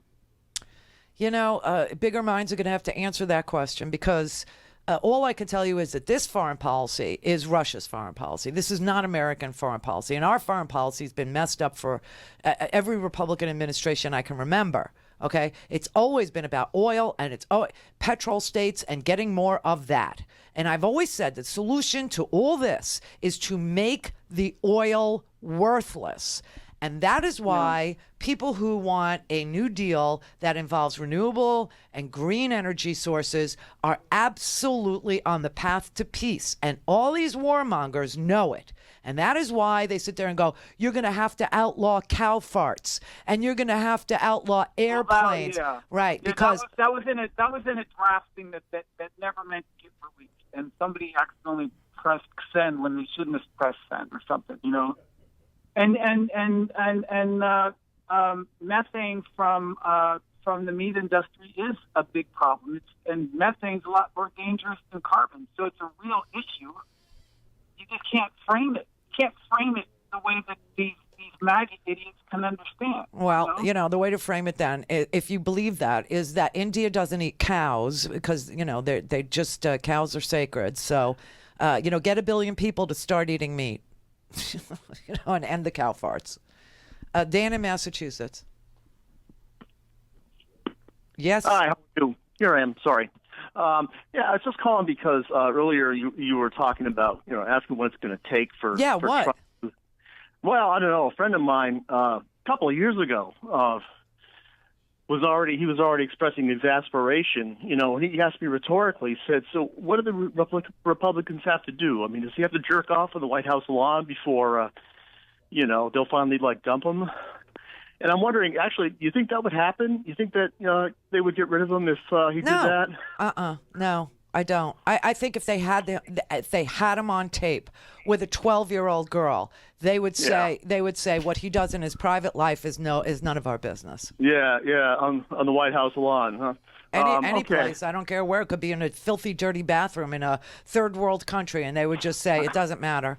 It doesn't matter. Yeah. He's our guy, and And you know what's crazy? The Democrats, a 7-page article, a 7-pager in the New York Times over this weekend, talking about how Amy Klobuchar is a tough boss, and we shouldn't vote for her. Okay, Bernie's on tonight, and there are people out there that are like, I don't want Bernie. I've had enough of Bernie. I mean, you got people attacking Kamala Harris, who hasn't said more than 12 words. She's a prosecutor. We can't vote for her. But Donald Trump pays off women. Donald Trump has a modeling agency where he's importing 14-year-old girls from Eastern Bloc nations. Donald Trump says that he would have sex with his own daughter. Right out loud, Donald Trump tells Howard Stern that he likes to inspect the 15-year-olds at the Miss Teen USA pageant out loud. Donald Trump says on a hot mic that he likes to grab women by the P word, and it doesn't bother them. But Amy Klobuchar is a tough boss, and that requires 7 pages in the New York Times this weekend. Kamala Harris was a prosecutor. That requires every Democrat to say out loud, I can't vote for her. What is wrong with people? Democrats need, like the virgin bride. And then they would say, well, she's not appealing. She has no life experience. I can't relate to her. She's a virgin. She's never been where. I mean, no matter who we put up, and this is Trump's fantasy also, is that we kill each other in the process to the point where when we get to the general, whoever survives all these 20 people is so dirtied up that they're destroyed. And no matter what mud flings over Donald Trump, these freedom crackers, these crazy people who used to run on the deficit, and the imperial president and his executive order, whatever he does, he's our guy. This isn't about the border. This is about the Constitution of the United States. This is not about politics. It's not about partisanship. It's about patriotism. We would be delinquent in our duties if we did not resist, we did not fight back and to overturn the president's declaration. To not do that would be to abandon our own responsibilities. We do not intend to do that. All right, so that's today. This is happening right now. The joint resolution has been introduced in the House of Representatives. And of course, a joint or a privileged resolution is called that because it is of the utmost urgency and it cannot be ignored by the Senate in that special way that Mitch McConnell has of ignoring things in the Senate. And so I want you to get very comfortable in a chair as we read this cumbersome piece of legislation that will be voted on shortly. I'm going to guess in an hour and a half by the House of Representatives, thereby throwing a grenade into the Senate. Why? Well, because now the senators are going to have to choose between their love of the orange man and the bird's nest comb over and the actual Constitution of the United States. Here's the joint resolution. This is relating to the national emergency declared by the president on February 15th, 2019. It reads as follows. Resolved by the Senate and the House of Representatives of the United States of America in Congress assembled that, pursuant to Section 202 of the National Emergencies Act, the national emergency declared by the finding of the president on February 15, 2019, in Proclamation 9844, is hereby terminated. There, we're done. See, you could read congressional legislation. You think you can't. They tell you what we can't do. They tell you all the time. You can't read legislation. It's just too cumbersome. It's just too legalese. You just can't. And all the pursuants to and the C and the definitions and the... I could read this one. I mean, Jim Jordan can read this one. Stephen King can read this one. This one is not so complicated. It's not cumbersome. It's not complex. The national emergency declared by the finding of the president February 15th is hereby terminated. Hello. That was not difficult. All right. That's what they're voting on today in the House. And then, of course, it will go over to the Senate. The senators are in a tiz. They are just in a tiz. They can't figure out, are they loyal to this president or are they loyal to this country? And the twain does not meet. This is the problem. It's like perpendicular. It's not parallel. It's not, it's not even the same plane. So, the president is like over here and the Constitution is like over here, and they run and they never, ever find anything in common. They never have anything to do with each other. So obviously Nancy Pelosi said it's not about the border, it's about the Constitution, because it is about the Constitution. And remember, it's not the border that separates us from chaos, because there is no chaos on our side of the border. There is only chaos that has been invoked by virtue of shredding the Constitution. All right? We aren't threatened by criminal elements from other countries trying to cross the barriers at the border. We are threatened by criminal elements in the White House trying to cross the boundaries for co-equal branches of government set up by the Founding Fathers. This is where the chaos emanates from. And we have to stamp it out. And so the big question for the Senate Republicans is, do they choose the president or do they choose the Constitution this week? And you know what's so amazingly interesting about these times in these United States? You usually don't have such a binary choice. Him or the Constitution. Founding Fathers or baby daddy. Because that's what Donald Trump is. He is a baby daddy to 5 different babies by 3 different wives. Okay? He is not a founding father. He is a baby daddy. And you have to choose between the baby daddy and the founding fathers. And all we need is one more defection in the Senate. Just one more in the Senate will block the president's emergency declaration. And of course, he said he'd veto it, but at least that would force them to have to lie twice. I like it. It's a plan. Let's do it. Let's proceed. Move along, move along. Nothing to see here. Here are the undecideds. Lamar Alexander from Tennessee. He doesn't know what to do. Romney, he says he'll know soon. I don't know. I guess he's praying about it. I don't know. Cory Gardner of Colorado. He doesn't know. He doesn't know because he's in a purple state and he has to figure out how this affects him. Not you. Not the border. How does it affect me? How does it affect me? Will I be primaried? Will somebody, take issue with what I've just done here? I mean, it's so unbelievable. So Grassley of Iowa and Cornyn of Texas have both said on the record, this is really bad for the president to declare a national emergency and steal the power of the purse from Congress and make Congress some toothless, fangless wonder. It's just bad. It's bad for the Constitution. It's bad for democracy. But we're a yes. We're voting with the president. What? Seriously. Ron Johnson is ruminating. He doesn't know. Wisconsin, because Wisconsin just rejected Republicans after, they were inundated with, bots and trolls, right? I mean, Wisconsin went for Donald Trump by what, 4 votes? I mean, it was so narrow. It was so unbelievable. It was so voter suppression, right? So Ron Johnson's trying to figure out, are they going to do it again, the Russians? Are they going to, where would I, how does it affect me? How does it affect me? Roy Blunt and Toomey, Pat Robertson, Jerry Moran of Kansas, and Michael Lee of Utah. They're going for it. They're going to support this president. So we're down to, of course, the usual suspects. We're down to Susan Collins of Maine, Lisa Murkowski. Why don't they just become independents at this point? I mean, it's so ridiculous. Why would they even want to have the R after their name? I don't even get it. Can you close the door because I could hear your computer? So Collins is a no. I mean, she's not gonna. She's going to vote on this resolution. Yes, I should say it. It's always backwards of what you think, right?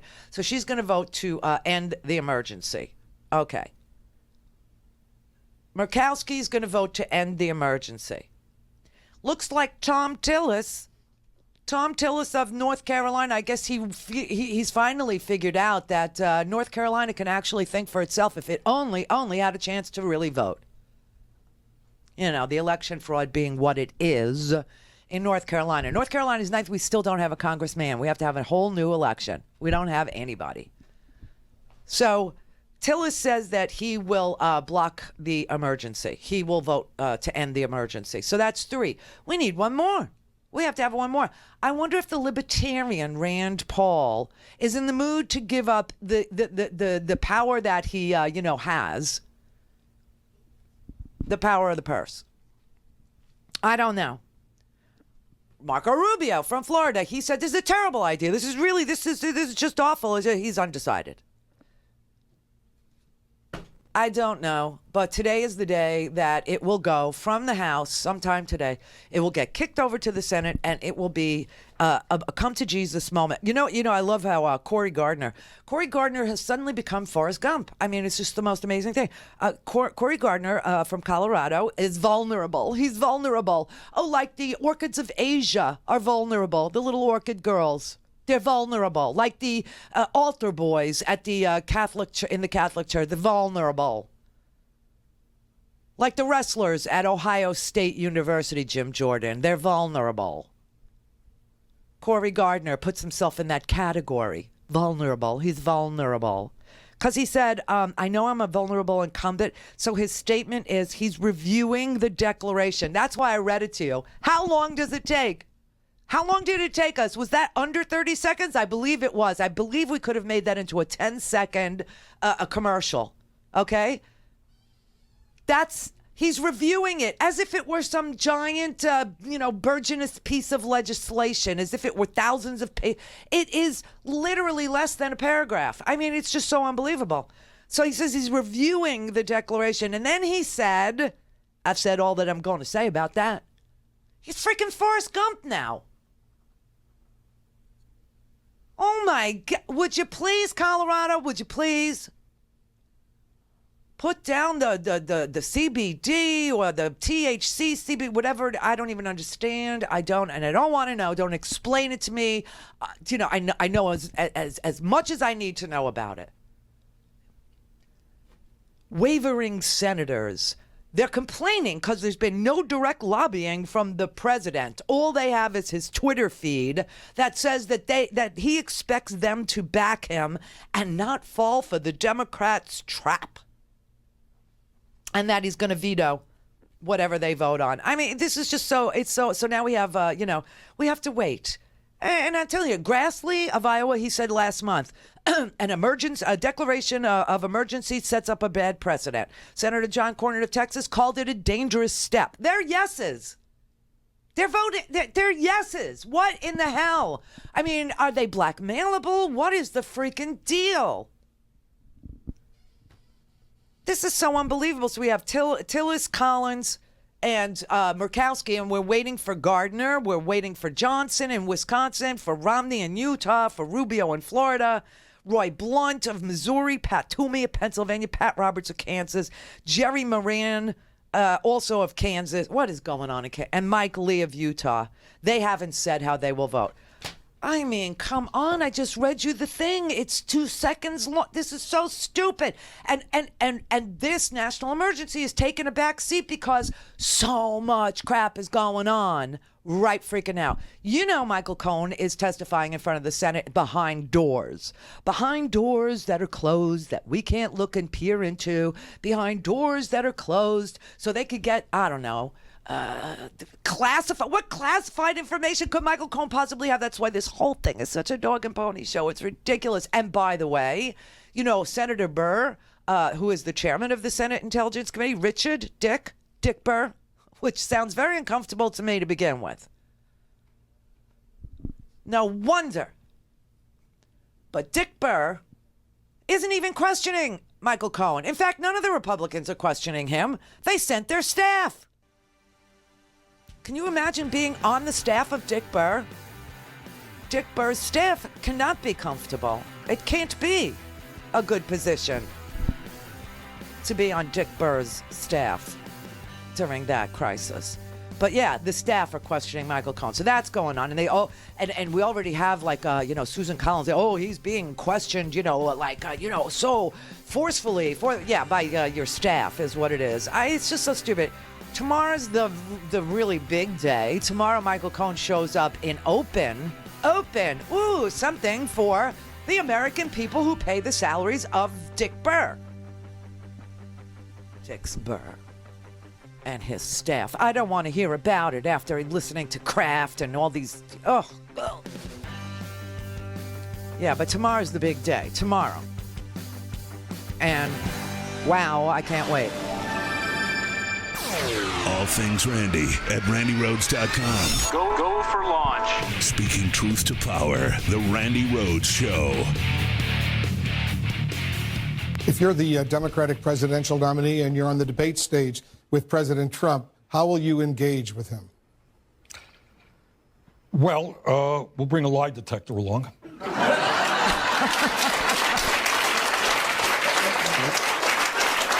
And every time he lies, it goes beep.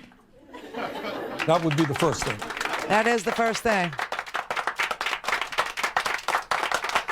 All right, let's discuss among ourselves. Did you watch Bernie last night? Did you watch the town hall? I told you, after he announced that CNN would have a town hall, they've had a town hall for every single person that has announced for the Democratic nomination for the presidency of these United States 2020. And last night was Bernie's. And I thought he did great. I just got to tell you, I thought he did great. I understand people are just freaked out about Bernie, and I'm not really sure why. Bernie's ideas are the ideas that everybody is going to run on in 2020. Like I said, you cannot run this year without having a plan for health care for all. You cannot run this year without having a plan for a $15 minimum wage. You can't run this year without having a plan to bring down the price of pharmaceutical drugs. You just can't. You cannot do it. And Bernie, made it clear last night that he has a plan, that he knows how to pay for it, and he hasn't even really gotten to the meat of the matter. I mean, there are three things that have to happen in this country. If we're ever going to get back on track to the FDR good old days of the four freedoms: freedom to speak, freedom to worship anywhere, anytime, or not at all, freedom to from want, which is economic freedom. That's one of the FDR four freedoms, and freedom from fear itself, which means that no nation should possess armaments that are so deadly that they can destroy entire civilizations in 10 minutes. That's what the four freedoms are. And I will vote for whoever is the person who can make those four freedoms tangible and real again. That's who gets my primary vote. In the general election, there is no choice, because anything is better than what we have now. And I don't care if it's some mayor from, bumfuck. I don't care who it is. If that person survives the 20-odd people that will be in 2 nights of debates, because we have so many really brilliant candidates this year. It's just so unbelievable.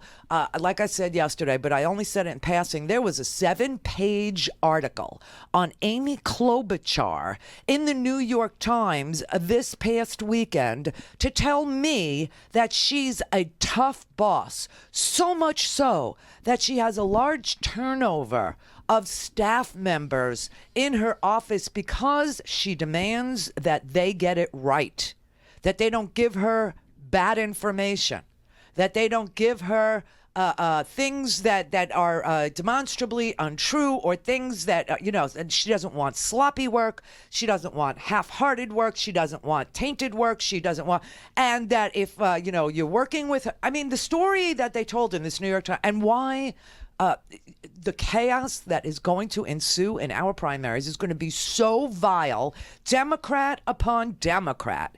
That's what it's going to look like. And it's going to be a live assist from the Twitter sphere. It's going to be a live assist from Donald Trump. Nicknames are going to be given to each and every person, just like he trashed Elizabeth Warren, to the point where, don't tell me that you haven't sat there and said, how does she overcome that DNA test? How does she overcome it? I'll tell you how she overcomes it. It's really pretty freaking straightforward.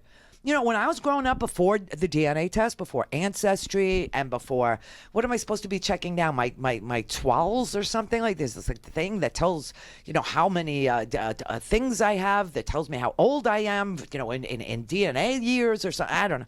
Crazy stuff. But before all that, okay, before all this, ability to track your ancestors, see, in my case, what ships they came over on and what ports they left from and where their hometowns were and who was born here and who was born over there and where is over there and all that. My whole family told me for the longest damn time that we were all Polish, that we came from Poland. Well, where in Poland did we come from, Ma? I don't know. Back then nobody knew where they were from. How was that possible? Nobody knew where they were from. It didn't make any sense to me.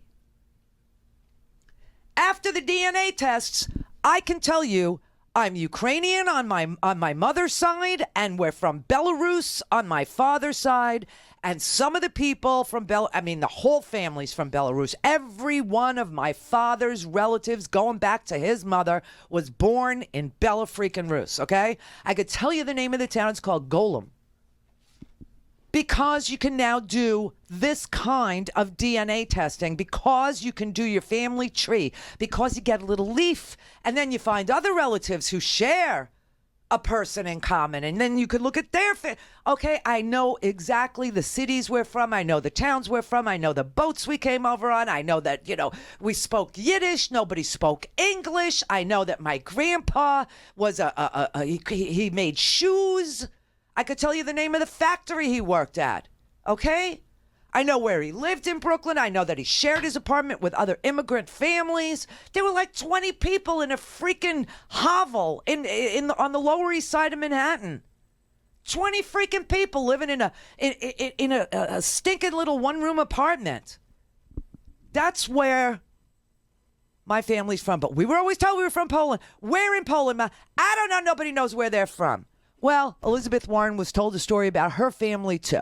And she was told a story about a Native American heritage. And it turns out 9-10 generations past, she has a drop of Native American blood, which doesn't make her somebody who is part of a tribe. The tribes, the Indian tribes, the Cherokees, they have forgiven her. Why can't you? People are told all kinds of crap about their ancestry, and now you can find out for real where you're from. Takes a little time, it takes a little reading, it takes a little elbow grease. You got to understand names weren't always correct on census forms, names weren't always correct on manifests, but you can start to see the names of the kids, and you can figure out who you are and where you're from. That's all she has to say. Just, I was told I was from Poland. I am nowhere near from Poland. We're freaking Nordic, and we migrated to Belarus. And the Ukrainians, same story. That is who we are, and it's completely different than what I was told until, I was able to do ancestry tests. And until I was able to sit with my family, I'll tell you, something you probably don't know about me is I have a ginormous family. I have a ginormous freaking family. Why? Because my father's mother, her parents had 8 kids. They actually had 13, but 5 of them died in a flu epidemic in Eastern Europe. So they had 13 kids. My grandmother is one of 13 kids. She had 4 sisters and 2 brothers that are still, well, they're not alive, but their kids are, and we all get together. And we sit there with our photo albums, and we sit there with all the notes that we have that Dad wrote to Grandma or Grandma wrote to Grandpa, and we start comparing notes. And I'm the family researcher because that's what I do. And I've put together our whole story, and everybody understands what our story is. Everybody knows what our story is. My family is ginormous. There was a lot of information to be had. I took the information, I wrote it down, I started to look, and it was all there. Everybody was the right age. Everybody lived in the same place. Addresses that they remembered on Bristol Street in New York, or that's where the census had them living in 1910. Do you know what I mean? It was a slog, but we were able to do it. And so the family lie about where we're from. Anyway, they're trashing Elizabeth Warren. 7 pages about Amy Klobuchar, a story about her on an airplane. Okay, she's on an airplane, Klobuchar is, with her staff. I don't know, they're going on a short flight. I'm guessing it's like from Minnesota to D.C., and one of her staff members goes to get her a salad before they board, from like, instead of a pretzel. The whole airport smells like those pretzels. What is it, Annie's? No, Annie's. Mm-hmm. And Cinnabon. The whole airport smells like, dough and cinnamon. Oh, God, I don't eat carbs. It drives me crazy. All right, so they go to get her a salad, and he didn't get the plastic forks. So they get on the plane. She asks the flight attendant for plastic forks or some utensil, and they say, "Oh, it's a short flight. We don't keep utensils on short flights because they only have a snack box." Finger food, you get your nuts, you get your chips. So they didn't have it. So she took a comb out of her purse, and she used the comb as a implement. I hope she does not use hairspray, because that is just vile. But anyway, that's what she did. And then they say at the end of this big dramatic story, she takes the comb after she eats her salad and hands it to her staffer, and she says, "Clean it." Okay, bitch bride, right? Bitch boss. Okay, I get it. I've been called that. Not by these guys. I've been called worse by these guys. But no, honestly, and this is 7 pages in the New York Times to trash a Democratic candidate for the Democratic nomination for the President of the United States. You get your Elizabeth Warren. Oh, she can't run. Why? Because she was told some fantastical story her whole life before Ancestry, and then she does the Ancestry test, and she tells you what the truth is, and they're like, well, she put it on some application to law school because she thought it was true. I promise you, back in the day when my sister was first diagnosed with breast cancer, there were all these studies about Ashkenazi Jews, okay? Ashkenazi Jews are Eastern European Jews, and I am one of them. And because my whole family thought we were from Poland, I qualified for this study to find out if we were at a higher risk for breast cancer than other groups of women. So I said yes, and I got into the study, and it turns out that it's true. Ashkenazi Jews are at a higher risk for breast cancer. I'm not from Poland, but I put that down in 1999. Because in 1999, that's all I was told.